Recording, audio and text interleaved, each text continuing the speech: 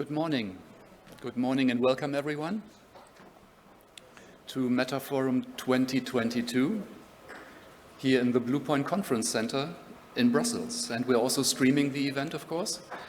So I guess in the room we should have around about 100 people today, and online another 400 or so, so around about 500 people we are expecting today from all over Europe. And I'm very, very happy to see people in the flesh again. That's so great. So next up, I will give you the usual brief introduction and also an overview of the event. This is now already the 11th Meta Forum conference. It's our first hybrid conference with parts on-site and also virtual parts. And like in 2019, 2020, 21, this is the event organized by our EU project European Language Grid, and also this time together with its sibling project European Language Equality. And Meta Forum is the 4th annual ELG conference and the 1st annual ELE conference. And the ELG platform is now ready to be used. It's essentially, ready for everybody. So the motto of the conference this year is joining the European Language Grid. Europe is, and you know this already by heart, I'm preaching to the choir again, Europe is a multilingual society. Multilingualism is at the heart of the European idea. We have 24 official European languages, and they all have the same status. In addition, we have regional languages, minority languages, languages of immigrants, of trade partners, languages of people who flee because of wars. And this multilingual setup creates many economic, social, and technical challenges. Just some of them. The digital single market won't be a single market at all if it's not multilingual. Instead, it would be fragmented by language borders. How can we use language technologies to enable cross-border, cross-lingual, cross-cultural communication? How can we address the fragmentation of the European language technology market and landscape? And what about digital language equality? And many of you know that MetaNet has been working on these topics, technology-enabled multilingualism, for more than 10 years now. And several European projects prepared the ground for European Language Grid. And with this project, we have finally been able to implement this much-needed platform for the European LT community. And together with the project European Language Equality, this is the second day of the conference this week, we are developing a strategic research, innovation and deployment agenda for digital language equality in Europe 2030. Fortunately, this topic is already on the radar of the European institutions based on the STOA report of the same name published in early 2018 and other pieces of input. The Parliament prepared this report, which many of you know, Language Equality in the Digital Age, and this resolution includes 45 recommendations, many of which are addressed by ELG and by ELE. And I'm happy to report that there's more and more traction for our topic. This is really great news. Just a few weeks ago, the Education, Youth, Culture and Sports Council of the European Union met up and put its main results into this report here. And the Council calls for the development of an ambitious digital policy for the development of language technologies. And the EU wants to take advantage of new technologies to foster multilingualism. And there's lots of more in that notes and in these reports, which is an excellent development. Let's have a quick look at the global market for NLP and language technology. Back in 2017, I think it was, a study commissioned by the Commission estimated the European market to reach around about 1 billion euros in 2020. It has passed now for 2 years. In 2019, another study estimated the global NLP market to be at around about $30 billion. But these numbers are already obsolete. Thanks to AI, the global market is going through the roof with an estimated size of up to $48 billion.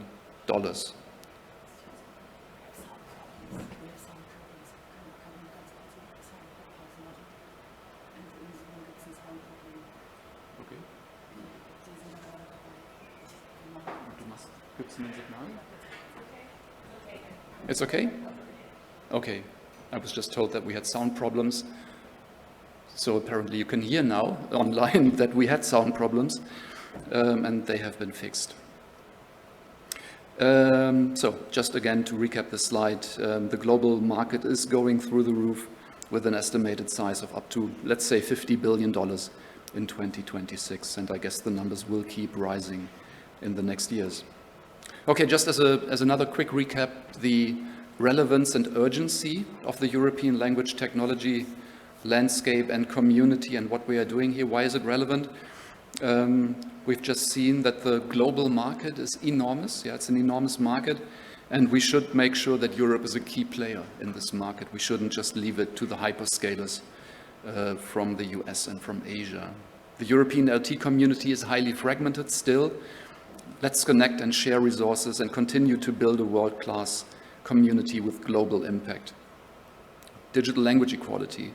Let's enable all Europeans to participate in the digital space in their own languages, and cross-cultural and cross-lingual communication. Let's enable European conversations and debates across language borders.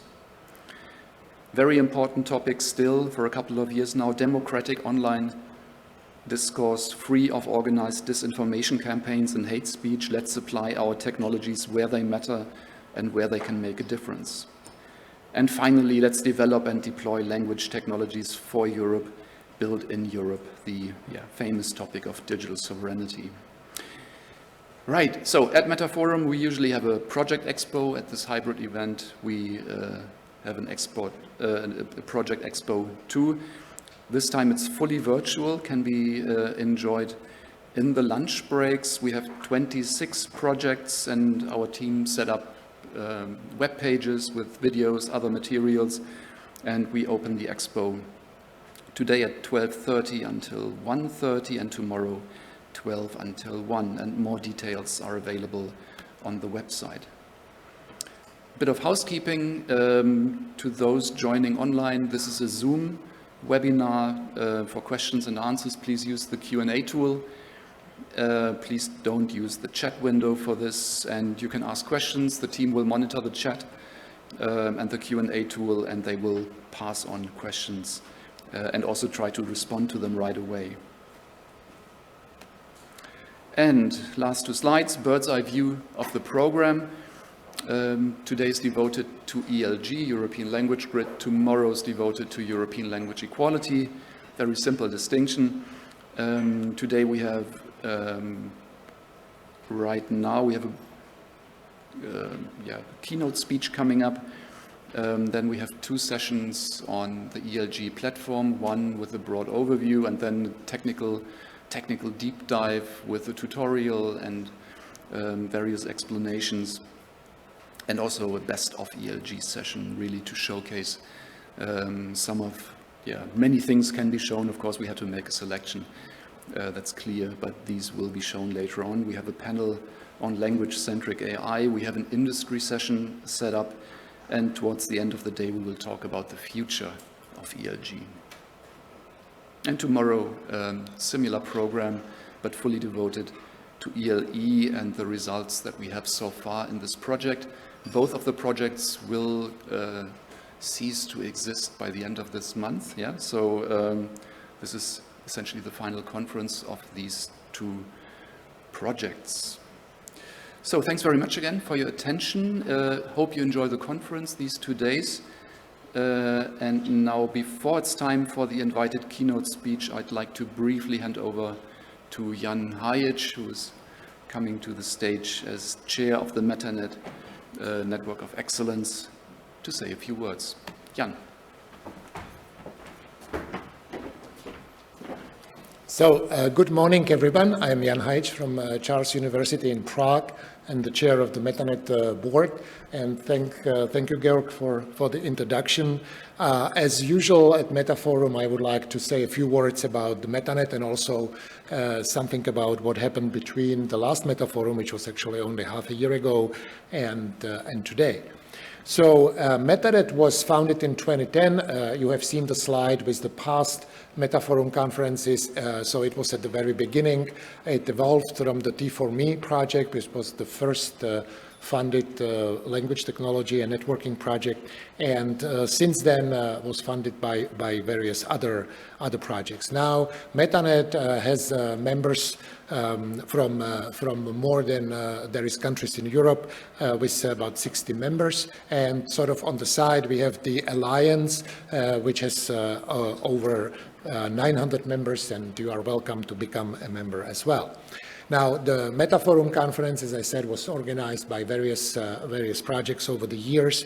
As Georg said, we have the 11th one, and the main goal of the conference is to connect the community, to present the projects that are or were recently active in the area of language technology and NLP, and also to present the vision for the future, and that's what we have been doing for the past 12 years. So, as I promised, what happened between last year and this year?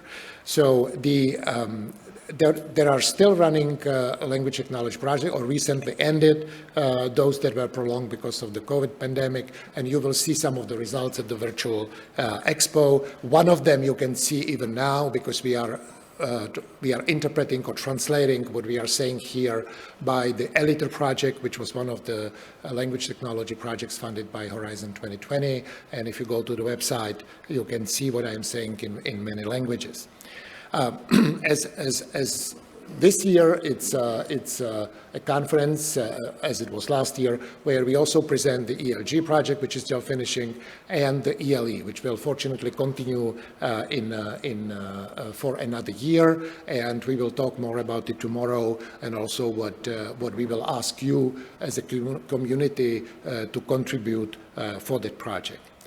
One thing that I don't have on the slide, but that I'm sure that you are aware of, what happened is that Horizon 2020 sort of gradually changed into Horizon Europe. Now we have a first bunch of Horizon Europe projects approved, many more submitted. I'm happy to announce that one of the accepted project, which will start in September, hopefully, we still don't have the grant agreement, is a high-performance language technology project for building very large language models for all European languages. Now, of course, we would like to see more. We would like to see an LT endeavor of a larger scale, and that's what this conference is actually about. We will tell you what ELG has achieved, what ELE is achieving and will want to achieve, and what we plan for the future. So thank you all for attending. I hope you will enjoy the conference and connect with friends here in Brussels or online with whom you would like to talk. So thank you very much, and back to Georg and the keynote. Thank you.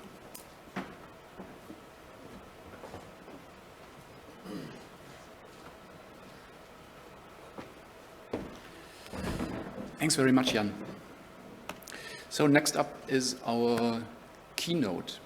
Before I talk about the keynote and introduce the keynote speaker, there's one technical thing that the colleagues in the back need to do. They need to replace a cable.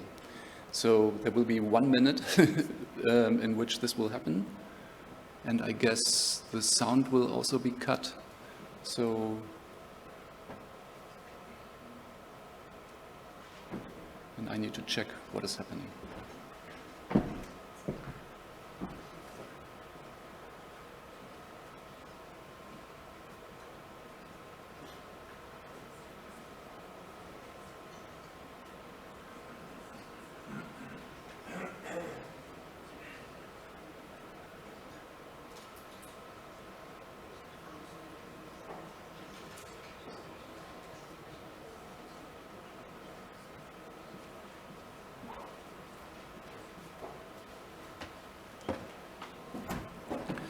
So, cable replaced, but unfortunately the problem still exists. So to those joining online, the slides seem to be a bit blurry. The colleagues are trying to fix it. It wasn't the cable, unfortunately. So let's continue with the program. Next up is the invited keynote speech. The speaker is Jonas Androulis, CEO and founder of the German company Aleph Alpha. Jonas is a serial entrepreneur. He established Aleph Alpha in early 2019 in Heidelberg in Germany. He's a graduate of KIT, Karlsruhe Institute of Technology. And before Aleph Alpha, Jonas was a manager at Deloitte for a couple of years. Then he founded his first very successful company, Palas Ludens. In 2014, he sold it, already dealing with machine learning topics. And Jonas then spent 3 years at Apple, where he was a senior research R&D engineering manager, also working on machine learning topics. And now Aleph Alpha is in full swing, also participating in our new German project, OpenGPTX. I invited Jonas a while ago, but then it already turned out that he had a conflict. Yeah, so actually he's in Berlin right now, speaking at a conference on AI-related topics, but he was kind enough to record his speech. We will play the video. It's 23, 24 minutes or so. So I hope this will work out technically. Just a second. And I'm sure, there he is. Jonas, the floor is yours. Hello everybody, and thanks for tuning in. Today I want to show you some of our thoughts and results on how AI alignment relates to sovereignty, how these concepts of fairness and bias, how they can be interpreted in the context of increasingly powerful models. My name is Jonas. I'm the founder CEO of Aleph Alpha. I'm a serial entrepreneur and ex-Apple AI R&D leadership in their kind of special projects division. Why has AI been so kind of frustrating in the past often? And what I mean by that is that, of course, there's a big hype, there's a boom of AI systems, but when we then look closer, oftentimes they make mistakes that a human would never make, right? They make mistakes that seem odd and weird from our perspective. Why is that happening? So the reason for that is that the current AI revolution is built on supervised data. And what that means is that it requires, every system that we're building requires a lot of training data, and this training data usually has been human labeled, human annotated, and the training data narrowly specifies the inputs and outputs of the system. Meaning that in this example, for example, we train a system that maps a camera image to the detection of a pedestrian, a bounding box around the pedestrian. Right? And not only is this slow and expensive and error prone, it also significantly limits the capability of those models. Because these models trained like that, they will never be able to understand anything beyond what they have been trained on. Like, this model can never learn anything about the world that is not directly related to the question whether something is a pedestrian or not.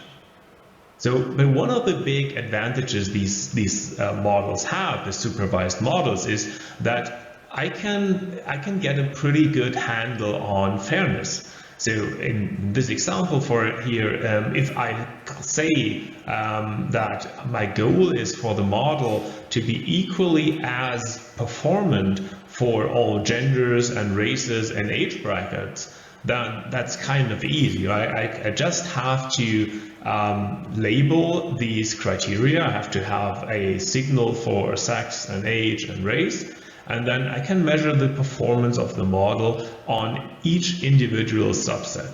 So like it has been done here in this paper. And then I can easily correct for things. So if I, for example, here find that the model is not that great for Asian teenagers, and I want the model to also be working very well on that subset, then I can add more data, or I can weigh the data that I already have differently. However, the world is too complex to really break it down into categories. And this is a funny video. You see that here it seems like there are two like cyclists or like motorbike riders, and in fact it's a horse carriage, right? And this is still like a relatively straightforward example. When we go into these world models, these super powerful models that we'll see later on, their function and their goal is somewhat unspecified. They can react to all situations that we can phrase with language, or even in a multimodal space. So with these models that can basically do everything we can describe in language, it is impossible to have narrowly defined categories that we can then split down and measure its performance. All right, so and here are some examples where this breaks down in the world. So this is kind of an art piece that looks like a human, right? So if you're a pedestrian classifier, if you're a human classifier, I would fire on that. Would that be wrong or right? Same goes for these full-sized ad. Somebody's printed there. The reflection of a pedestrian on a window, right? Is that a pedestrian or not? And yeah, I have no idea what this person is doing, but yeah, nevertheless, it is somewhat of a pedestrian, but maybe not really. With any of those examples, what differentiates humans from these deep learning supervised systems is that humans would not make any mistakes. So if we would see any of these observations, it would not cause us to cause an accident or do some driving mistake, because we are able to understand what's going on. How come? So on the right hand side, there's this almost black image. Can you recognize what's on there? About half of people I'm asking can recognize that this is the Mona Lisa. And that's pretty remarkable, because there's almost no pixels there. It's almost completely black, and the pixels, they are there. Have a few colors, right? But it's surprising that we are able to recognize that. And the reason for that is that humans operate incredibly powerful world models, and these world models have learned a lot about the world and about patterns and about occurrences, and we can trigger them and use them basically intuitively. This is a little bit like what I'm imagining the fast thinking from Daniel Kahneman aspect of how the human brain works. And so intuitive understanding of things we already knew, of situations we are aware of, so dependencies and patterns are part of our world model. And I also think that this is a reason why kids want to watch the same show over and over, right? Because we have a self-supervised loss function that is rewarding us for correctly predicting something, right? So, and that builds our world model.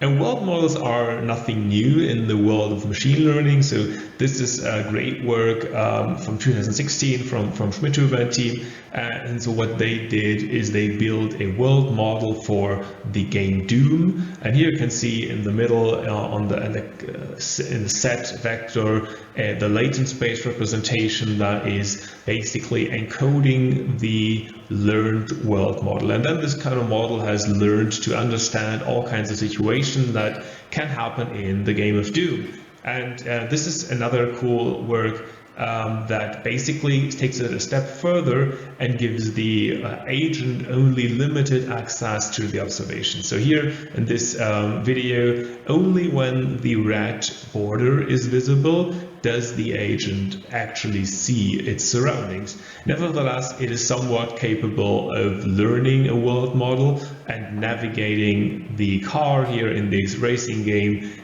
through the world. right? So these kind of works have shown that world models that learn a world and its rules are useful for agents, for playing video games, for navigating in complex scenarios. So these cubes, they're not moving. The icons in the middle change, but the cubes itself don't move. And of course, this is just one of many, many optical illusions that give the impression that change is happening, movement is happening, although it is not. And the reason why I'm showing that, and the reason why this actually is happening, also has a lot to do with our world models. So looking into neuroscience and research there, I found this article to be quite fascinating. And in here, the authors say that our brain, our perception, is not really raw sensory information, but it is the brain uses prior knowledge of the world to make inferences or generate hypotheses about the cause of incoming sensory information. So the brain is much more a prediction machine based on learned patterns. And of course, this is precisely what a world model also does. So we now see these large language and multimodal models kind of ruling the world. And these behave exactly like world models would. These models are trained by letting the model complete any cut of text. That's called decoder style learning. But this is precisely what a world model does. It understands patterns and it is able to predict the future in a way. Here, the future as like predict text that's coming. But this is, of course, in order to do this well, the model needs to understand all the meaning and all the context that is in human text. And so being absolutely impressed by GPT-3 when it came out, I decided to basically start Aleph Alpha on that premise, following GPT-2 and GPT-3 and building these new generalizable AI systems here in Germany and for Europe. And so that's kind of what we did. That was the first step. We built a world model very similar to GPT-3. We call it Luminous, with the only difference being that it is natively trained on 5 big European languages. So it's natively a multimodal model. And we built our own code base for that. OpenAI is somewhat vague about some of the details they're training their models with, so we kind of had to build the architecture ourselves. And recently we were able to do something where we took it a step further. This is here where Heise is claiming we surpassed GPT-3, and to some extent that's fair to say, where we added full multimodal capabilities to this model. So the prompt, the context that the model is looking at can be any combination of images or text. So comparing our model against the state of the art of what's going on. So this is Palm from Google, an incredible model that's able to explain jokes. And this is on a joke that is a non-joke in a sense, right? Where the joke is, what is the difference between a zebra and an umbrella? One is a striped animal related to horses. Another is a device you can use to stop the rain from falling on you. And then Palm is able to explain that joke and say, the joke is an anti-joke, the joke is what the answer is obvious, and the joke is that you were expecting a funny answer. And this is phenomenal. Palm is these results, and I've also put the same question basically into Luminous, and the answer here is, this joke is about the difference between a zebra and an umbrella. The speaker compares them to each other in order for us, the audience, to understand that they are very different things, even though we might not think so at first glance. So I think this is slightly, and of course we compared a bunch of those, this is not as nuanced, this is not as spot on as what Palm is doing, and of course, to be fair, Palm has a bunch of more parameters.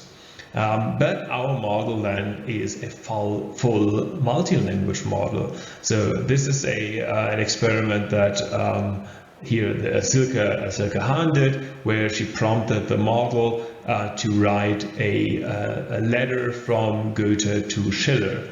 And that kind of works out all right. Here it says, Freund, ich habe mir erlaubt, Ihnen zu schreiben und Sie um die Meinung über die Werbung und Fernsehen anzufragen. Ich bin nämlich der Ansicht, dass die Art von Reklame nicht nur unmoralisch ist, sondern auch den Geist des Publikums verdirbt. Which I think is a quite fitting remark. And of course, our model can do things that GPT-3 can do as well. So here's an example where you can basically solve something that engineers, researchers have been trying to solve for years and decades, very naively. Here, a conversation. So this is a news report about OpenGPT-X, the Gaia-X project we're part of, and what I'm doing is I'm just writing here a prompt saying, this is a conversation with the AI, and that's basically it. And then everything that is here with colorful background has been generated by our model. And then I can basically have a conversation. I can say, I have like questions for OpenGPT-X, and then the model says, sure, what do you want to know? And then I say, what is done there? And this, if you've worked on conversational agents, this is super difficult to do because it is referential, right? It is, I'm continuing a conversation, but this is basically what this model does for free. The answer is, that's a language model. You can ask questions and the language model answers. And I like to make it a step harder even, I can then ask, isn't there something like that in the US? And then the answer is yeah, but the big difference between GPT-3 and OpenGPT-X is GPT-3 is closed source and OpenGPT-X is open for everybody. So this is incredible in a sense, right? That it fits to the style of the language, it answers on point, and it uses information for that it wasn't trained on. It has just read this information. Our model is multimodal as well as multi-language. So here are some examples what that means. On the left-hand side, I have this fish with a chopped-in set of teeth, and basically prompting with une photo de, I'm getting a correct result with a présent avec les dents à la place de museau. And this is perfect, right? This is even better than what I get in English for this picture here.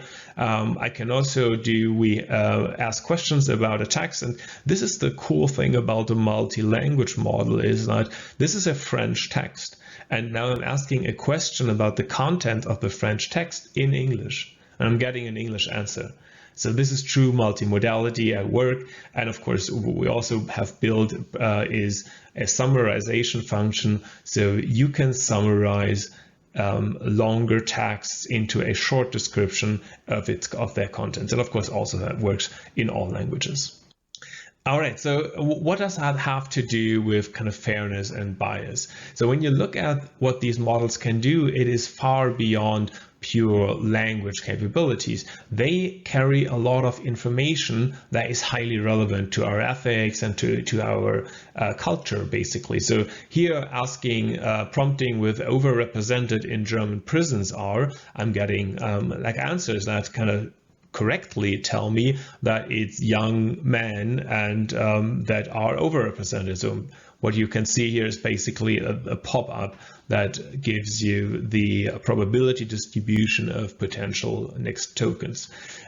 So what is happening here, and how does that relate to the sovereignty and also to our European training? So this example shows why this is important. Here I'm asking Luminous in German and in French about its favorite sports teams. And I'm getting here Bayern Munich and Olympique Marseille as the result respectively. And of course, this makes sense. So the model kind of uses the language it's being asked in as a bias, as a prior to kind of say, yeah, the German-speaking person is probably a fan of a German team, and the French-speaking person is fan of a French team, right? So that makes sense. But when I ask GPT-3 in German, I'm getting the New York Giants as a result, right? So this shows that even if like there is some German capabilities of GPT-3, it clearly shows that it has been trained on a data set that is mostly English and US centric, right? So this is why it is very important to look at these things from a European perspective. And of course, we're not the only people doing that. There's European Language Equality and European Language Grid, as some of the projects are looking at that as well, right? So because with the increasing capability of these models, they carry a lot more content and quote unquote understanding than just language, right? And it wouldn't be sufficient to just translate things going in and out of GPT-3. So let's look at some of the things that go kind of beyond keyword detection, beyond classical supervised classification, right? So what we'll see now is some prompts from our multimodal model. So here, it's always an image and a short prompt, and then the green text is the completion of the model. So here, in this case, this would not have happened if the car had a keyless ignition system. I like this image because it's funny and the truck is a perfect target for the flames. I like this image because it shows the lack of privacy in the apartment building. So here we have two trucks driving behind each other, and the first truck is full of pallets, and the second one driving behind him has a sticker "Pallets Wanted" on the back.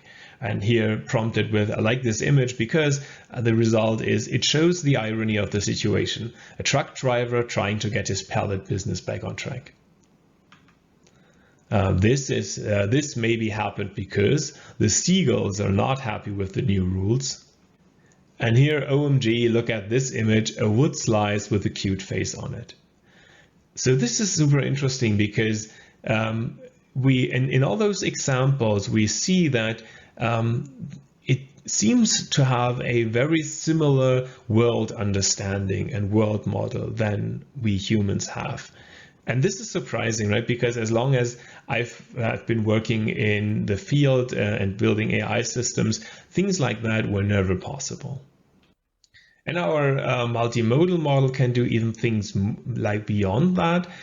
So here we are showing it a segment of a hand-drawn treasure map and asking the treasure is buried, and the result is in the old oak tree. So it does implicit OCR, and it also has so much world understanding that it knows the red X, that is where the treasure is.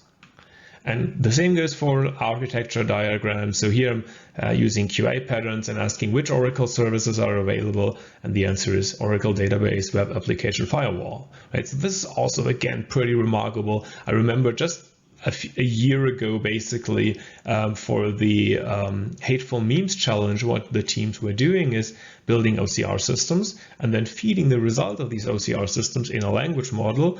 And in addition to that, using computer vision on the image part.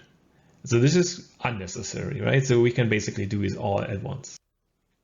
And DeepMind recently then did something amazing. They published Flamingo, and Flamingo is a multimodal model that can carry a conversation. So you can basically prompt an image and then you can ask questions, and basically combining everything we've seen so far, combining the multimodal capability, combining the conversational capability.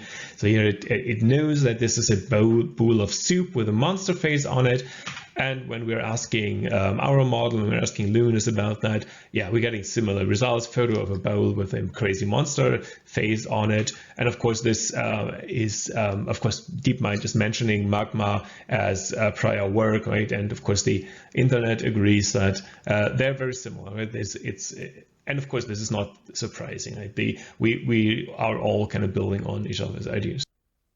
So what's missing here?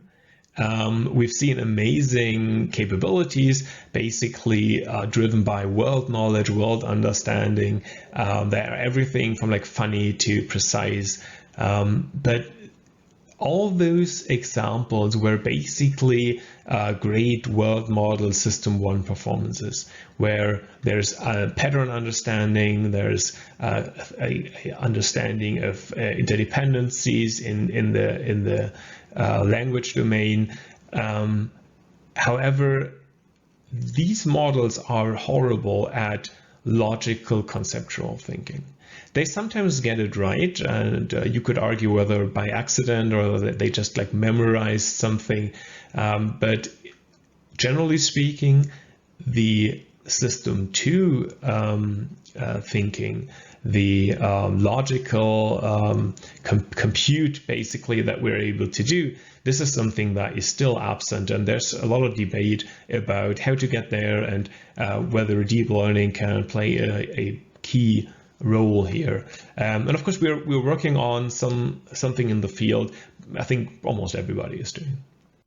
So we've seen what world models can do, and basically when we look at all these models, the key ingredient that was making these different from the models we had 3 years ago is scale. Of course, there's a lot of like tricks and details that we tuned, but basically what happened here is that these models are just self-supervised systems. You throw a bunch of data at them, and then you give them a lot of parameters.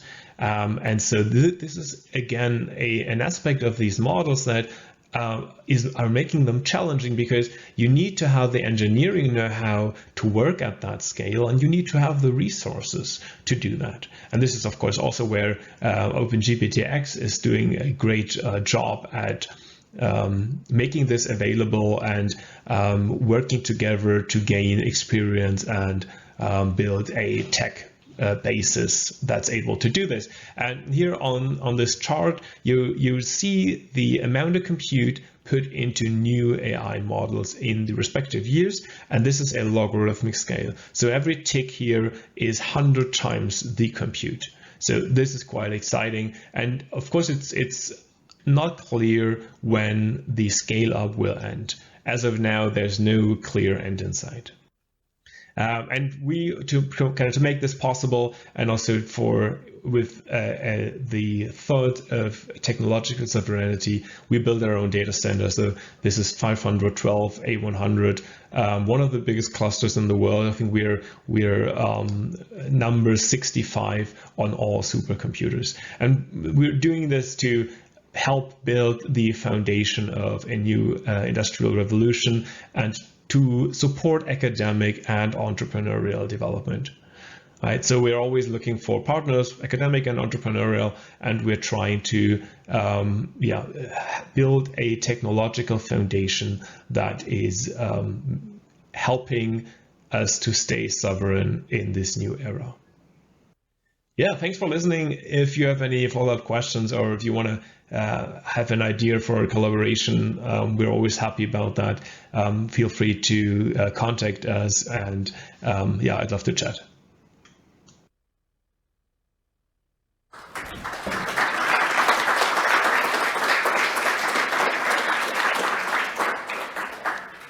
Great.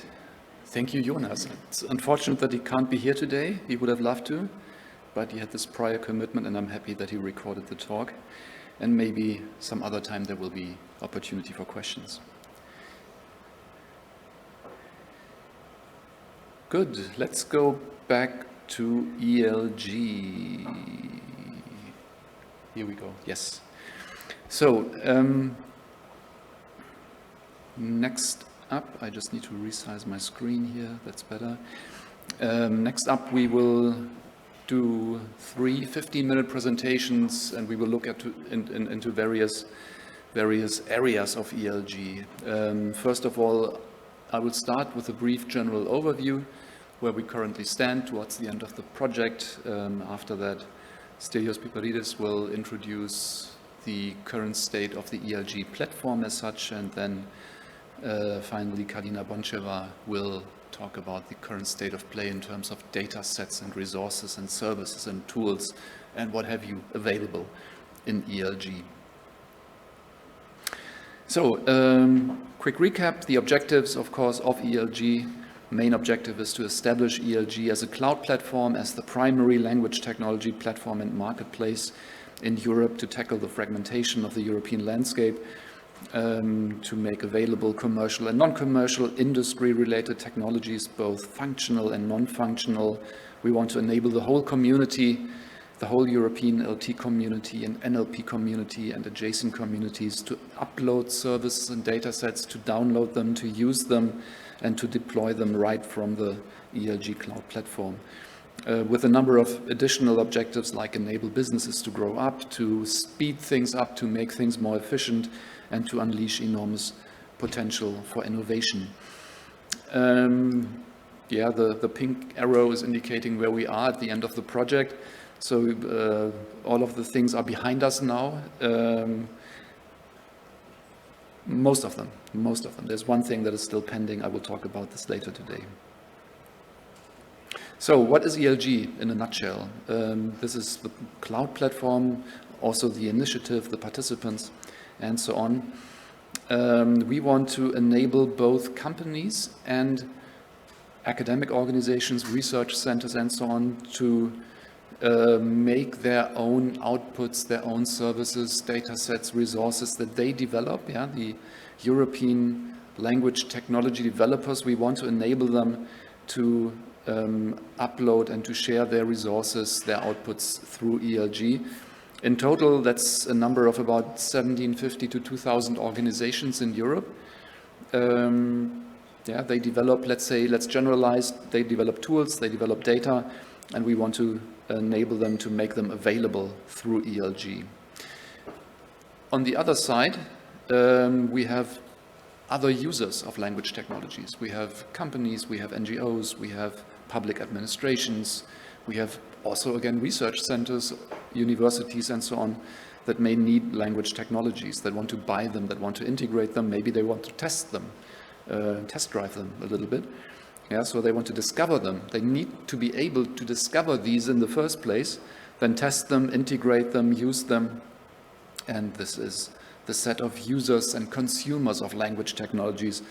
Of course, that's hundreds and hundreds of thousands of organizations throughout Europe. Yeah, so we want to enable them to discover, download, purchase, use, and so on, these technologies. ELG is also collecting metadata, collecting other resources from other repositories by harvesting metadata records. That's how it works technically. So we harvest many relevant repositories on a regular basis. We collect new resources that they make available on their own repositories and ingest these metadata records into our own system so that they can be discovered through ELG. Maybe there's a small repository somewhere, we crawl it, we harvest it, and maybe there's a relevant resource sitting in that little repository that many people maybe don't know, and then through ELG as a one-stop shop, we enable discovery of resources. So European Language Grid is a joint technology platform for the whole European language technology community. It's also a joint tool and resource sharing platform. It's a language data space in a way. It's a marketplace for the whole European language technology community, especially the industry side of things here. And it's also a community. The participants in this initiative is a community of European language technology developers. In a way, it's also the yellow pages, because we have this long list of organizations active in this space. It's the yellow pages of the European LT landscape, and through ELG we want to make available all these different European language technologies and resources in a one-stop shop. Let's look at some numbers right now. Without the organizations, we have more than 12,000 resources already in the catalog. That's more than 6,000 corpora and data sets, more than 3,000 services and tools. About 1,000 of those can be tested and used right away from European Language Grid, from the cloud platform. How this works will be then demonstrated in the next session. And top right of the slide, you can see the different sources and repositories that we harvest on a regular basis from where we take on board resources. We just last week we published the new version of the website. It's now ELG Release 3 is available online with the new version of the landing page, of the homepage, where you have some basic statistics and where you can check what is new, what is important. And we also have a new version of the main navigation bar. What is coming up, that's not online just yet, but we are working on this, is a list of 600 and something, 650 or so projects that have contributed to the development of these different resources so that we can link up research projects to their outputs. Our stakeholders, I think this is a slide that I can skip, companies that develop, integrate purchase language technologies, and universities and research centers that do the same, that also develop or use language technologies, plus public administrations, other organizations, and also funding agencies. We've done many collaborations throughout the 3.5 years. First of all, with the 32 ELG national competence centers, many of which are here today. I'm happy about that. The ELG Open Calls produced 15 very interesting pilot projects, all successfully concluded by now. Of course, we collaborate very intensely and nicely with ELE, with the European AI on Demand platform, with various data spaces and research data initiatives, and many other projects. Just very briefly, the open calls, completely finished by now, all projects concluded. Almost all of the results are available through ELG now. In total, we received more than 200 proposals for pilot projects. These 15 were selected in a competitive process driven by, I think more than 300 evaluators. And that was a very interesting exercise, and these will also be all featured in the ELG book, but more on the ELG book later today. Some more numbers. This is speaking about inequality. So this is the inequality in the European LT landscape, with most of the participants in the UK, many participants in Germany, in Spain, and Poland. And then we have the usual long tail, as usual in Europe, with other organizations in the other countries. Number of resources over time. So as I said, with the organizations, we are at more than 14,000.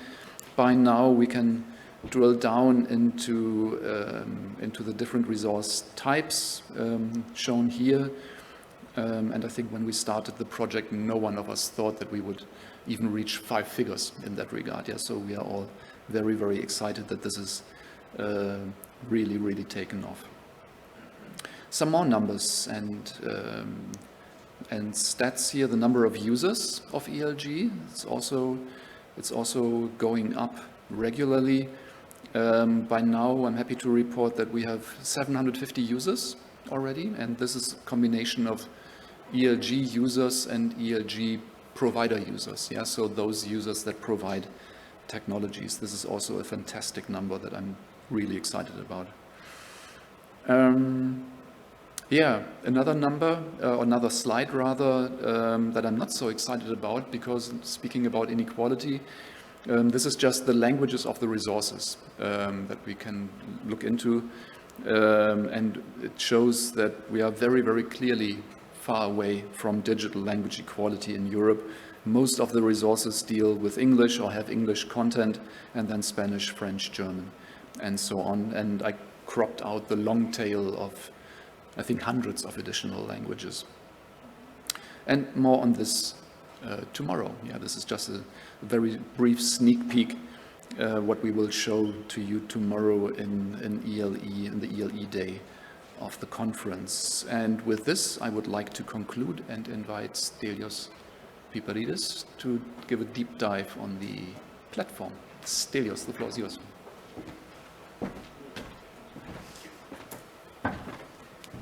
Thank you, Georg. Good morning, everyone. I'm really so happy to see old friends and faces after 2 years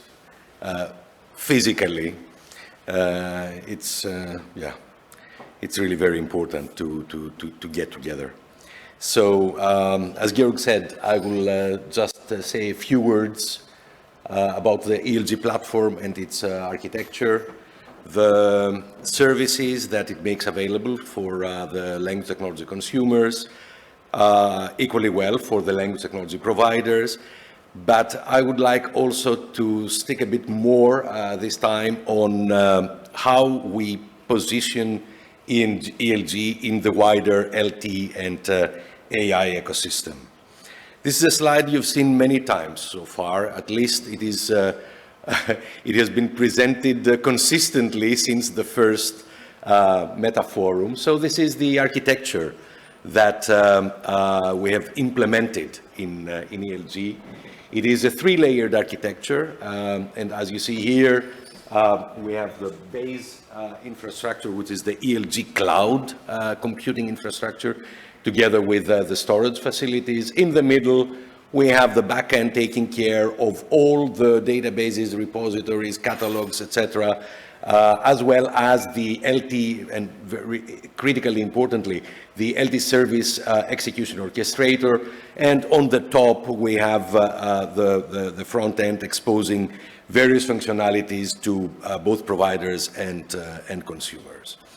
What is important is that the platform itself has been built with a robust, scalable, reliable, and widely used technology. So we expect that we will not have, or at least so we believe, really huge problems in maintaining the individual technologies. As it has been stressed a number of times, everything, all the language technology services that are made available through ELG, but as well as the ELG platform components, are available as Docker containers, which are orchestrated by Kubernetes, thus somehow ensuring the scalability that is necessary with the growing demand and supply of resources. We also believe, and it has so much proved to be the case, also through the pilot projects, but also the collaboration with other infrastructures, that the architecture that has been implemented is quite flexible, allowing for integration of new functionalities in quite some short time. Last but not least, both the architecture but also the data models underlying it provide the foundations of what we would like to believe are interoperable data and services spaces, something that has proved quite important and has been, let's say, been in quest for the last couple of years. The ELG data consumers can search and browse the ELG catalog. This is yet again a slide. A majority of its bullets have already been presented several times, but there is some new stuff as well. So they can search and browse the ELG catalog for different types of language processing services and data for related projects and organizations. One can use simple but also advanced free text search. There is a new, let's say, generation of face sets that are made available in Release 3. Some that we observed were not that useful or were a bit confusing have been removed. Some new have been introduced.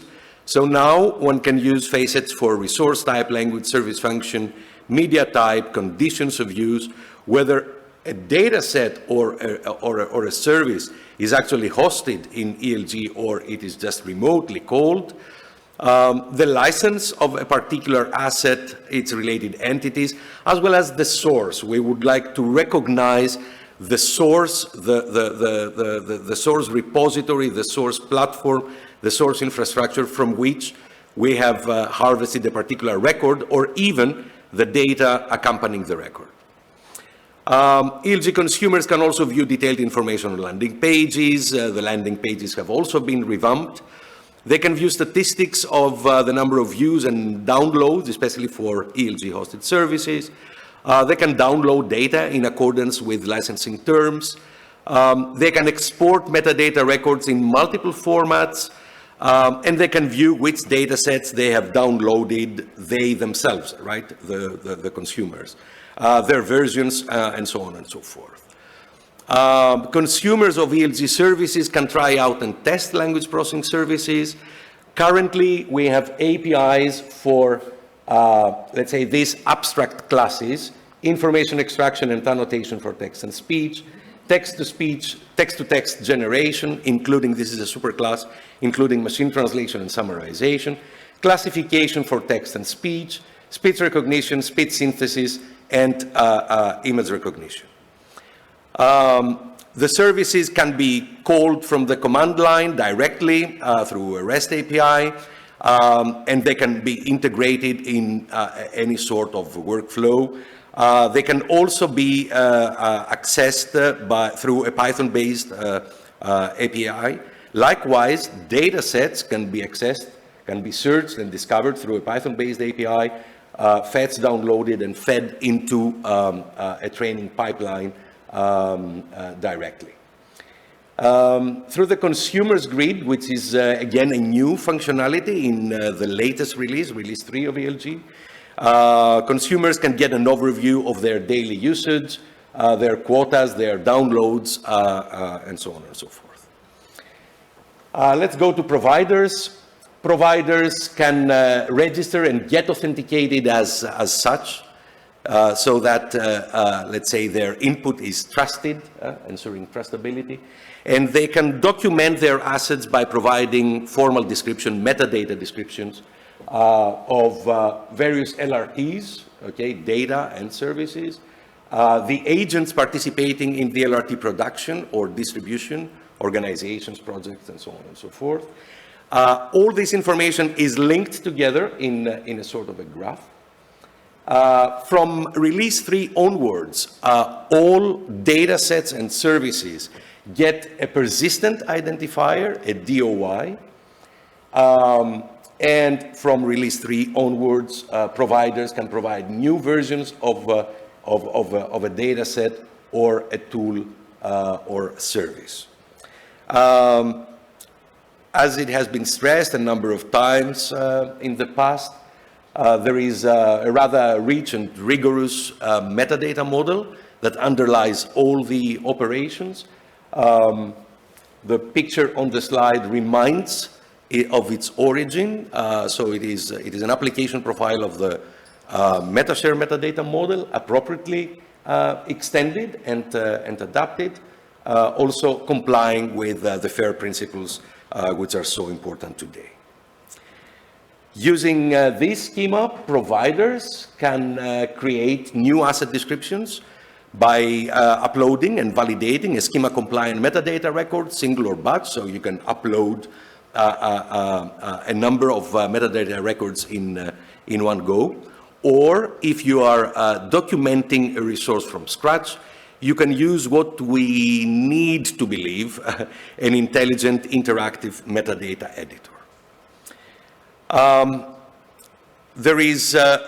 Providers are assisted by a rigorous publication process. So we're pretty serious with what we're doing with the publication of data and services.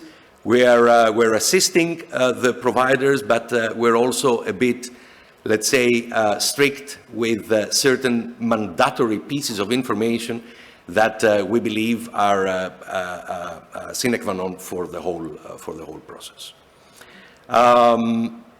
It is through this ELG publication lifecycle that providers are assisted in also managing the descriptions of their assets, uploading and managing files, replacing files, deleting files, etc.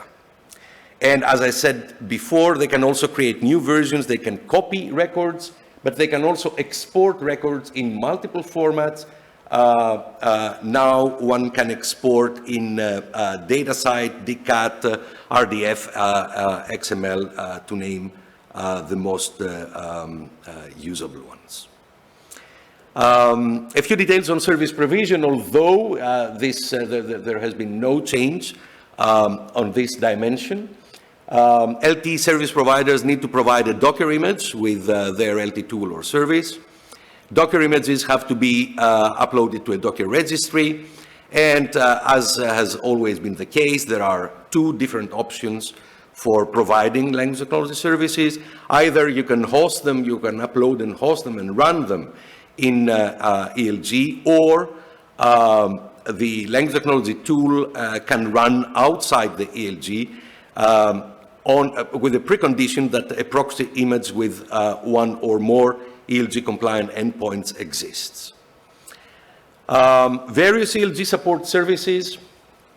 So we've also been quite let's say, pedantic with the documentation of the whole thing. And we expect we've documented everything as accurately and as appropriately, but please come back to us if you feel that something is missing. The schema is detailed, is documented in every detail, and there are a couple of, let's say, communication channels through which you can start firing questions to us. This is a slide that I have also used 2 or 3 times in the past, but I was using present continuous in the first bullet. ELG is building bridges, but now we are happy, let's say, to say that we have built bridges to existing platforms and infrastructures, mainly in terms of metadata-based descriptions, based on a number of strategies, open protocols or APIs, but also we have used ELG as the infrastructure arm for the European Language Equality project that we'll devote tomorrow on it. Now, this is a slide that has some interest. I will be diving into it also tomorrow, but what are the 3 panels, let's say, here? The first panel is a panel of communication protocols between existing, well-established, very important infrastructures or parts of infrastructures, like the Clarin infrastructure, and in particular 3 key repositories of the Clarin infrastructure: the Lindat Clarin repository, the Clarin Slovenia repository, and the Clarin Poland repository.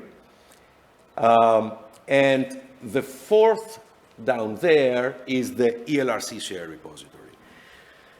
It proved feasible to make the connection on the grounds of the Clarin affiliated repositories exporting MetaShare compliant metadata, and ELRC being based on MetaShare, essentially deploying a metadata model that is an application profile of MetaShare. So all these somehow enabled us to set up a fully automatic process that is running on these 4 repositories every Sunday. So every Sunday, the number of records and the amount of information about language technology related data sets and services is increasing. This is an interesting case. This is the collaboration between ELG and Hugging Face. Hugging Face exposes data sets, but also models. And for the time being, it has proved feasible to concentrate on data sets, but there we realized that ELG was a bit more information greedy than Hugging Face is, although in recent discussions it proves that we can move together with Hugging Face in an enrichment, let's say, direction. So this panel here, we concentrated mostly on enriching as automatically as possible the metadata descriptions so that they could fit in the obligatory elements of the ELG model. And the last panel there is almost an inverse case. This is Zenodo. Zenodo is a generic repository with, with users that are not necessarily interested only in language technology. So there, the main thing is the filtering necessity, the filtering requirement. So there we had to develop models, classification models, but we also had to develop some sort of technology that, and mechanisms, let's say, that would valorize the different communication methods that Zenodo exposes, and then filter the metadata so that we can then ingest the filter metadata into the ELG metadata database. All in all, I dare say that this was a particularly interesting and very, very revealing exercise of what happens in the different platforms and infrastructures in Europe. Many lessons learned that we can discuss. Now, all this powers the so-called ELE dashboard, which you may have already seen. If you just scroll a bit from, down from the first page of ELG, if you scroll a bit down, you will see visit the ELE dashboard. So the ELE dashboard that somehow presents this facet of ELG, that of the living dynamic language technology observatory. But more on this tomorrow, and until then, I pass on the floor to Kalina to tell us a bit more about the data and services that are available on ELG right now. Thank you.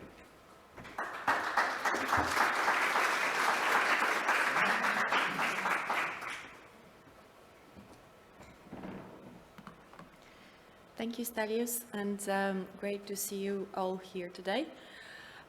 So I will give you a little bit more details about the what's actually in the European language grid, and more specifically the release 3 that, as Georg mentioned, was done about a week ago and is now live. So as of June this year, we have close to 2,000 European language grid compatible services, and specifically the number is 1,959.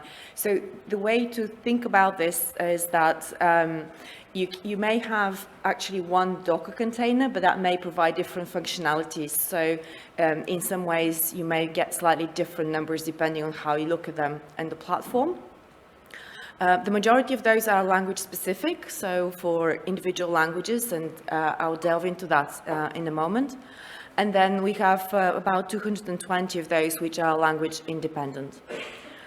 As Stelios already mentioned, we have APIs for the various types of services, like the speech recognition, text analytics, machine translation, and so on. In terms of language coverage, just to give you a little bit more detail there, all the 24 European official EU languages are covered by services, and also many, many more. So we have also services covering 24 other languages spoken in the EU, and 69 additional languages with important trade partners such as China and so on. So for the EU languages specifically, you can see the numbers there. The vast majority of them are about machine translation services, and then the next one is text analytics services, so such as information extraction or basic text processing, like part of speech tagging as well. The rest are other kinds of services, like text-to-speech and so on. There's 198 services for other languages spoken in the EU, and again, around half of them are machine translation, and 88 of them are text analytics, with the rest being, again, different variety of services. And then we have 412 services for other languages. But here what we observe is quite interesting, that more than half of them are this time about text analytics, and only 86 of them are about machine translation. So we see the difference in distribution there. And again, the rest of the numbers are different ones. And you will see a demo of these services actually a bit later. So I won't go into depth on that. As Georg mentioned as well, we've also had a number of pilot projects that provided both services and resources to the European Language Grid. And specifically here, I'll zoom in on some that the services that we acquired through these projects. And these include over 100 machine translation language pairs from Opus MT, this work on clinical named entity recognition in 5 languages, some terminology extraction services, and most recently from the latest pilots, things like multilingual word census, ambiguation, semantic role labeling, and so on. There's also sign language explanations, which was very, very interesting as well. But you can also see the broad coverage, like the multilingual word census ambiguation, that's around 100 languages in terms of coverage. So it's, we're starting to make some sort of concrete steps towards improving this balance that Georg already showed in his slide of predominance of English.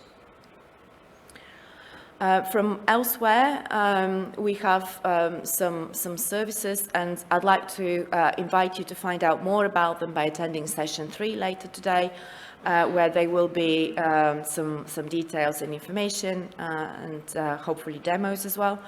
A number of them are about machine translation, and there's also some text-to-speech that will be demonstrated in session 3, speech recognition as well, and some collection of information extraction services, linguistic pre-processing, and some machine translation as well. So there's quite a wide variety there that you'll be able to see. So I will delve a little bit more into the language resources aspect as well. So Stelios already describes in quite depth how we managed to collect and harvest this metadata from a number of repositories. So I will not go into detail on that here. And as he already mentioned, some of the metadata was imported automatically, but some manual corrections were also required. And here you can see some screenshots of how it looks when you start browsing these resources on the European Language Grid. So some statistics to give you a flavor from the different sources and the kinds of resources that we have. So we have Corpora. This is the vast majority of language resources in NeoG, and they come from a variety of repositories, as you can see there. ELRA, ELRC Share, and the EOG itself are kind of some of the main providers, but we also have resources now from Clarin and Lindat, as well as Hugging Face, as already mentioned, and Zenodo, as well as other places. There's also lexical resources, which the vast majority of them, again, come from EOG and ELE, as well as ELRA, and some from Zenodo is the third contributing repository in terms of sizes. And then there's some computational models and grammars, but this is a smaller part of the linguistic resources, the language resources that we currently have. So yeah, you can see the totals as they currently stand in early June 2022, and as Stelios said, they are continuously improving over time and growing on a weekly basis. There are some data sets that are hosted on EOG natively for direct download. Examples of those include pilot projects, and you will see a very good example of that in session 3 from one of the pilots in the second round of pilots we had. But here are some of the other examples such as the European Clinical Case Corpus or the Turco Paraphrase Corpus. And you can see the metadata, sizes, how to download it, and other details, and specifically also the licensing agreements. And then we also have other types of language resources which are more unusual. And for those of you who participated in previous Metaforum, you may have come across the demo of the Corian Sparkle endpoint, and it provides basically the pilot with Corian integrated Sparkle endpoints and made them queryable via the European language grid. So you can investigate Zaurai, for example. So it's a different way of accessing the data, which is more suited to this kind of resource. And again, you have APIs that you can use that. And here's some examples as well.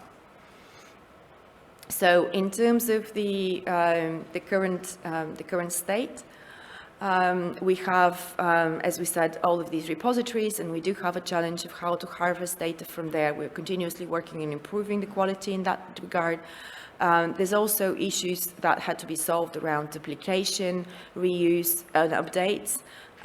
So how to continuously update the repositories, how to deduplicate, because some resources may appear in more than one repository, and so on. And there's, of course, the legal issues, and I think we'll come to that a little bit later as well in some more depth. But in general, the European Language Grid is a complex platform, and we need to monitor it for GDPR compliance, in amongst other things, and have dedicated data management plans. There's many different licenses that we encountered as part of the integration of these different services and data sets.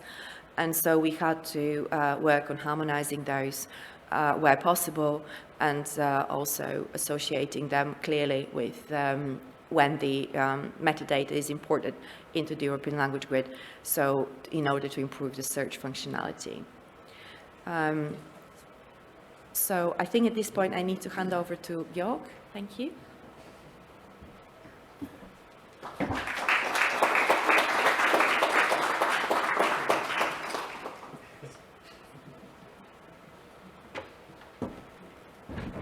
Thanks very much, Kalina, and also Stelios. So I don't want to spend time on this slide, actually, but more on this slide. So you've seen the broad overview now. We went a bit deeper into the platform, into the services, the resources. And next up, after the coffee break, we will go down even deeper, almost a behind-the-scenes look, behind the curtains, where colleagues from the technical ELG team will provide a tutorial how to provide resources. They will talk about the metadata system once again. You will get some actual demos how to put together a small application using ELG services. I guess this will be very interesting for all practitioners. And then immediately after, we will have the best of ELG session, of course, best of ELG in quotes, so there are many things we could have picked, and it was more or less a random selection of services and tools that we wanted to highlight in this session then before the lunch break. So next up, 30 minutes of coffee break, and a quick announcement for those joining online. We have to quickly terminate the Zoom session, because apparently the sound is all right now, but the picture quality is not as good as we would like it to be. So they will try to optimize the Zoom settings, and then you can reconnect as soon as that's done. It will only take a couple of minutes. Okay, thanks so much again. Also to Stelios and to Kalina, to Jonas, of course, and then see you in half an hour for the next session. Thanks.